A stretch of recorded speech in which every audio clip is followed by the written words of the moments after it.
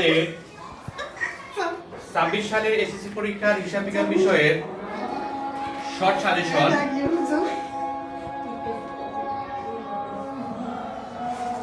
প্রথমে দ্বিতীয় অধ্যায় লেনদেন, তৃতীয় অধ্যায় দ্রুততা দাখিলা পদ্ধতি, চতুর্থ অধ্যায় মূলধন ও মুনাফা জাতীয় লেনদেন, ষষ্ঠ অধ্যায় জাবেদা, সপ্তম অধ্যায় খতিয়ান, নবম অধ্যায় রেওয়ামিল, দশম অধ্যায় আর্থিক বিবরণী। এই হচ্ছে আমাদের সংক্ষিপ্ত সাজেশন 2026 সালের এসএসসি পরীক্ষার্থীদের জন্য। প্রশ্নের ধরনটা আমরা দেখে নেই।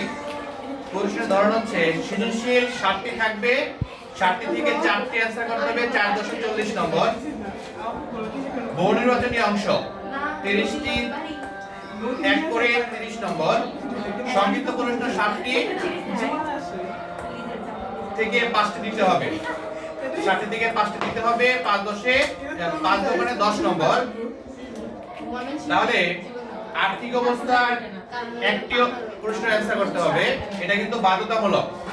আর্থিক অবস্থার একটি প্রশ্নের উত্তর বাধ্যতামূলক, এটাতে 20 নম্বর। এই হচ্ছে আমাদের টোটাল 100 নম্বর। আর আর্থিক অবস্থায় অবশ্যই এটা 20 নম্বরের প্রশ্ন, এটা অবশ্যই অ্যানসার করতে হবে। আর বাকি যে 7টা সৃজনশীল থাকবে ওখান থেকে আমরা অপশন পাবো, কিন্তু আর্থিক অবস্থায় কোনো অপশন নেই। ইতিমধ্যে যে নিয়ম ছিল যে 2টি প্রশ্ন থাকবে, 2টি দিতে হবে, সেটা আমাদের একটা নিয়ে আসা হয়েছে, একটা প্রশ্ন দিতে হবে। এটার কোনো অপশন থাকবে না, এটা বাধ্যতামূলক অ্যানসার করতে হবে। ঠিক আছে?